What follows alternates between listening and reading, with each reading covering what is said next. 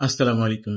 সম্মানিত দর্শক, ইরানের সাথে আমেরিকা এবং ইসরায়েলের যে যুদ্ধ, সে যুদ্ধে ইরান যুদ্ধের ধারণাই পাল্টে দিয়েছে। ইরান দেখিয়েছে কিভাবে ঘরে বসে যুদ্ধ করা যায়। ইরান আহ, তাদের ঘরে বসে বোতাম টিপেছে, এক একটা মিসাইল গিয়ে তার লক্ষ্যবস্তুতে পড়েছে। ইরান যুদ্ধ রুমে বসে যেভাবে মিসাইল দিয়ে যুদ্ধ পরিচালনা করেছে, তাতে করে বিশ্বের পরাশক্তি, এক নম্বর পরাশক্তি যুক্তরাষ্ট্র এবং তার মিত্র ইসরায়েলের সমন্বিত আগ্রাসনকে প্রতিহত করেছে। যেখানে ইসরায়েলকে ইরানে হামলা করার জন্য সুদূর 2,300 কিলোমিটার দূরে থেকে বিমান উড়িয়ে, মাঝপথে বিমানে জ্বালানি ভরিয়ে, পাইলটের জীবনের রিস্ক নিয়ে ইরানে হামলা করতে হয়েছে। আর ইরান কিন্তু ইসরায়েলে হামলা করার জন্য কোনো যুদ্ধ বিমান পাঠায়নি। ইরান আহ, বোতাম টিপে টিপে মিসাইল হামলা করেছে এবং তাতেই ইসরায়েলকে পরাস্ত করেছে।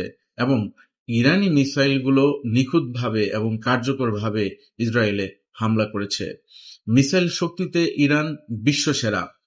আমরা দেখেছি যে ইরানের নিউক্লিয়ার স্থাপনায় হামলা করার জন্য যুক্তরাষ্ট্র তাদের সর্বাধুনিক B-2 বোম্বার আমেরিকা থেকে উড়িয়ে ইরানের পারমাণবিক স্থাপনায় হামলা করেছে। পক্ষান্তরে ইরান তাদের মিসাইল দিয়ে আমেরিকার মধ্যপ্রাচ্যব্যাপী যে ঘাঁটিগুলো আছে সেখানে হামলা করেছে, আমেরিকার যুদ্ধ জাহাজে হামলা করেছে। আমরা সাম্প্রতিক সময়ে দেখেছি যে রাশিয়া 2022 সালে ইউক্রেনের বিরুদ্ধে যে অভিযান শুরু করেছিল, সারা দেশব্যাপী রাশিয়া যে বড় ধরনের যুদ্ধ শুরু করেছিল, তাতে করে রাশিয়াও অনেক মিসাইল হামলা করেছে ইউক্রেনে। রাশিয়ার কাছে অনেক বড় বড় অনেক শক্তিশালী পারমাণবিক ওয়ারহেড বহনকারী মিসাইল রয়েছে। যেখানে রাশিয়ার রাশিয়া তার প্রতিবেশী দেশ ইউক্রেনে মিসাইল দিয়ে হামলা করেছে। সেখানে রাশিয়ার সেই যুদ্ধ এখনো চলমান। এখনো অনেকেই বলেছিল যে যুদ্ধ শুরুর 24 ঘন্টার মধ্যে, 48 ঘন্টার মধ্যে রাশিয়া পুরো ইউক্রেন দখল করে নিবে। কিন্তু কার্যত রাশিয়া সেরকম উল্লেখযোগ্য চোখে পড়ার মতো সেরকম কোনো সফলতা অর্জন করতে পারেনি।